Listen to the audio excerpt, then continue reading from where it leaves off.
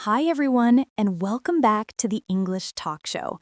My name is Emma, and today I've got another interesting lesson for you. In this podcast, you'll hear some interesting phrases and natural English expressions. Don't worry if you don't get everything the first time. I'll explain the difficult words and phrases later. For now, just sit back, relax, and listen. Let your ears get used to the sound and rhythm of natural English.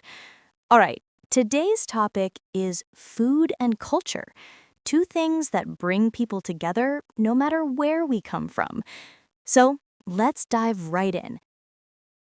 Food is so much more than fuel for our bodies. It's a reflection of who we are. Every dish tells a story. It might remind you of your childhood, your grandmother's cooking, or a festival you celebrated with your family. Food can speak louder than words. It's a universal language of love, comfort, and connection. How does food represent your culture or family traditions? Food plays a pivotal role in representing my culture and family traditions because it's far more than just something we eat. It's a symbol of connection, identity, and heritage.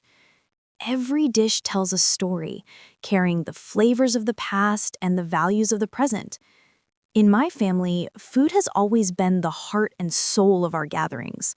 Whenever we come together for celebrations or religious festivals, the aroma of traditional dishes fills the house, instantly creating a sense of warmth and belonging.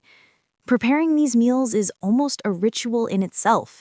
Recipes are passed down through generations, often with a personal twist added by each cook.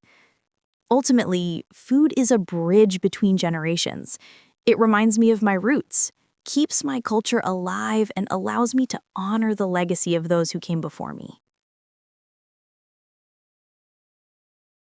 Why do you think food is so important in celebrations? Because food has the magical power to bring people together. When we celebrate, whether it's a birthday, a wedding, or New Year's Eve, food becomes the highlight of the event. You might notice that every celebration has its own dish. Birthday cakes, wedding feasts, Christmas pudding, they all symbolize joy and unity. We often say breaking bread together brings hearts closer. When people share a meal, barriers disappear. You don't need to speak the same language. Sharing food is enough to connect. Food also helps us create memories. You might forget the speech or the decoration, but you'll never forget how the food made you feel. So yes, food is the thread that ties our celebrations together. It's the taste of happiness, togetherness, and love. What can we learn about other cultures through their food? Well, food is like an open window into another culture. When you try a country's traditional dish, you learn about its history, geography, and values. For instance, Japanese cuisine teaches us about balance and respect for nature, while Mexican food shows vibrancy and boldness. Tasting another culture's food is like traveling without a ticket. You experience their way of life through flavor.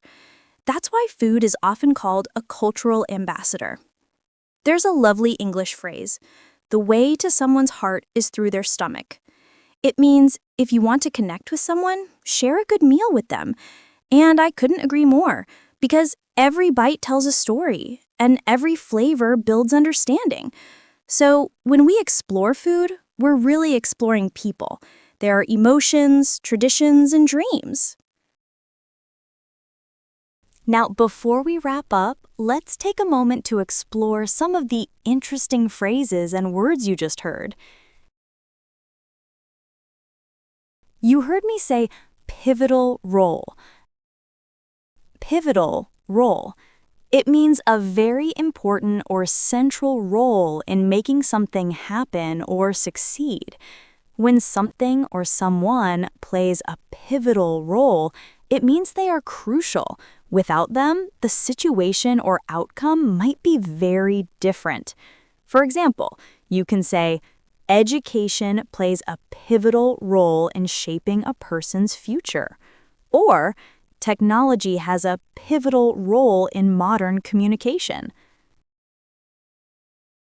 I also said to honor the legacy. To honor the legacy means you're not just remembering someone, you're keeping their spirit or achievements alive through your own actions, values, or words. It's often used when talking about ancestors, family traditions, leaders, or historical figures whose work, character, or contributions still inspire us today. Then I said, breaking bread together brings hearts closer. That's a beautiful and meaningful phrase. It means sharing a meal creates emotional connection, trust, and friendship among people. You can say, after years of misunderstanding, the two families finally broke bread together and made peace. I also used the word cuisine. Cuisine is a very important and useful word when talking about food. It means a style or type of cooking that is characteristic of a particular country, region, or culture. It often refers not just to the food itself, but also the methods, ingredients, flavors, and traditions behind how that food is prepared. Different countries have their own unique cuisines. Italian, Korean, Indian, and French cuisines are among the most popular in the world. Finally, I said the way to someone's heart is through their stomach. It's a classic and very expressive phrase. It means that cooking or sharing good food is a powerful way to gain someone's affection or build a strong bond. Food is a love language, literally. It suggests that if you want to make someone like you or feel close to you, preparing delicious food for them is an effective way. All right, that's all for today's lesson. I hope you enjoyed this episode on food and culture, and that you picked up some new words, idioms, and expressions along the way. Remember, learning English is just like cooking. The more you practice, the better it tastes. Thanks for listening, and I'll see you in the next episode. Bye for now.